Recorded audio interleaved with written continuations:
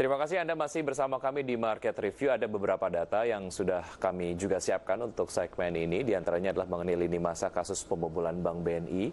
Kita mulai dari Oktober tahun 2002 hingga Juli tahun 2003, Bank BNI mengucurkan dana senilai 1,7 triliun rupiah kepada PT Gramarindo Group milik Maria Pauline Lumowa dan Adrian Wauruntu. Lalu pada September 2003, Maria Pauline Lumowa terbang ke Singapura sebulan sebelum ditetapkan sebagai tersangka. 2009 keberadaan Maria Pauline Lumowa terdeteksi di Belanda dan sering melakukan perjalanan ke Singapura.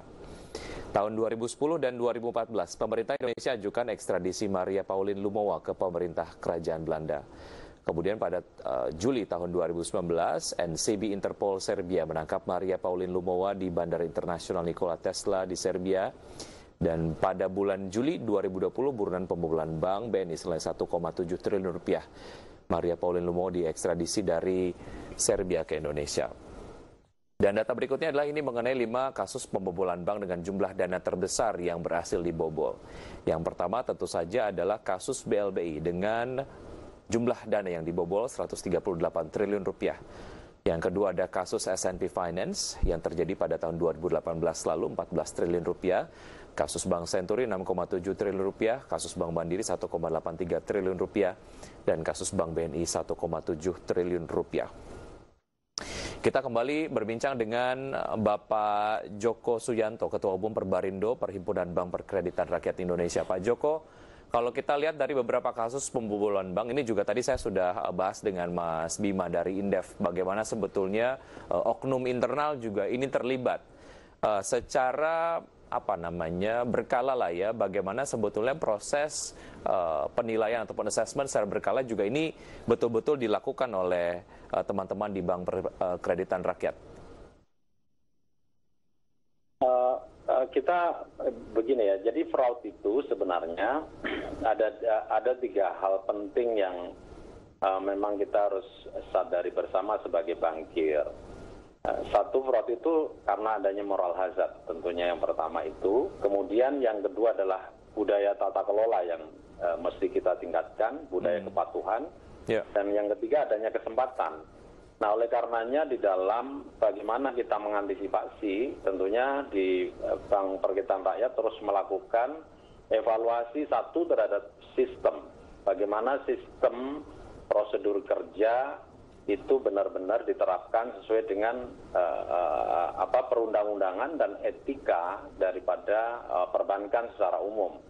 Nah, kemudian juga kita terus mengevaluasi kebijakan. Kebijakan ini kan secara dinamis harus terupdate, ya, harus menyesuaikan dengan kondisi saat ini, sehingga kita memastikan bahwa kebijakan ini satu, ya, mampu mengantisipasi risiko, dan kedua tentunya bagaimana kita ke depan menangkap peluang bisnis yang ada.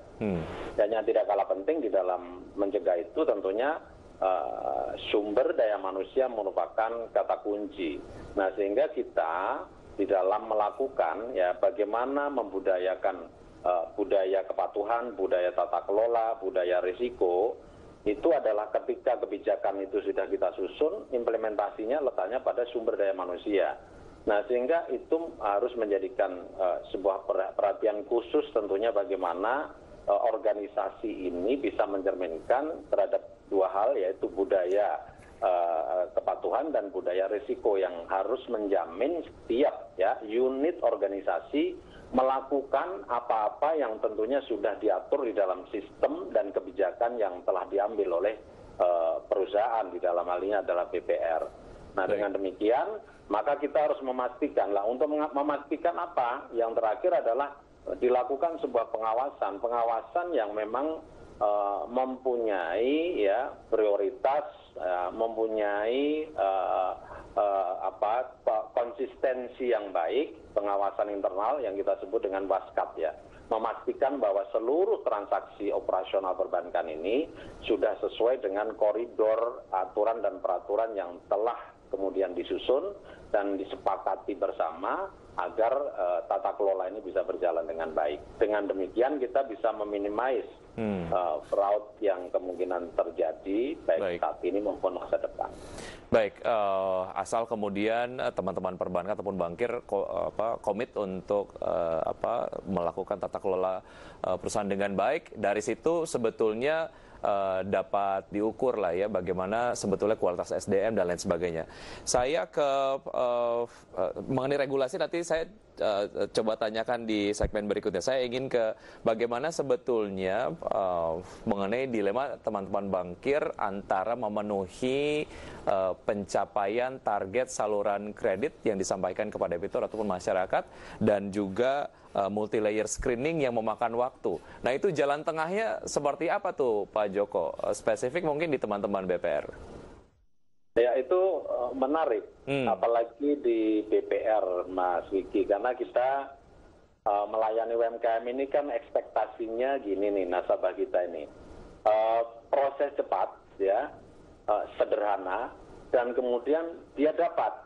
Nah ini kan ekspektasi masyarakat, terlebih UMKM itu kan nggak mau bertele-tele gitu kan kurang lebih. Nah oleh karenanya kita harus bagaimana menggabungkan antara satu sisi kita sebagai bank ini mesti tetap prudent, tapi mengakomodir dari pasar yang menginginkan bahwa cepat, mudah, sederhana dan pasti dapat. Nah oleh karenanya untuk mengantisipasi satu sisi bisnis harus tetap tumbuh, kalau perlu pertumbuhannya kencang ya, sisi lain prudentnya tetap harus baik, resikonya turun. Nah kita menciptakan ya, pertama adalah sistem, bagaimana di dalam SOP itu kita birokrasinya itu tidak terlalu berjenjang tinggi ya, tapi keputusannya bisa diambil cepat gitu, itu satu hal. Nah kemudian juga di dalam melakukan onset, kan kita ini prudent juga, data primernya kita mesti onset ke customer itu. Nah oleh karenanya kita sesegera mungkin, jadi kita menciptakan pelayanan cepat itu begitu ada permohonan langsung kita proses. Supaya waktu itu bisa kita antisipasi. Dan yang ketiga kita menciptakan sistem scoring yang baik. Artinya dengan tool itu lebih bisa menyederhanakan, lebih bisa mempermudah, tapi keputusannya bisa kita ambil melalui komite secara cepat lah. Itu akhirnya mendapatkan jalan keluar antara gap ekspektasi masyarakat dan satu sisi bank harus melakukan prinsip prudensialnya. Baik, ya agar dua-duanya sama-sama jalan gitu ya Pak ya. Pola screeningnya juga jalan dan juga approval ataupun saluran kreditnya juga secara target dapat tercapai. Kita masih ada satu segmen lagi Pak Joko. Kita akan lanjutkan usai jeda berikut ini. Dan pemirsa tetap di Market Review, kami akan segera kembali.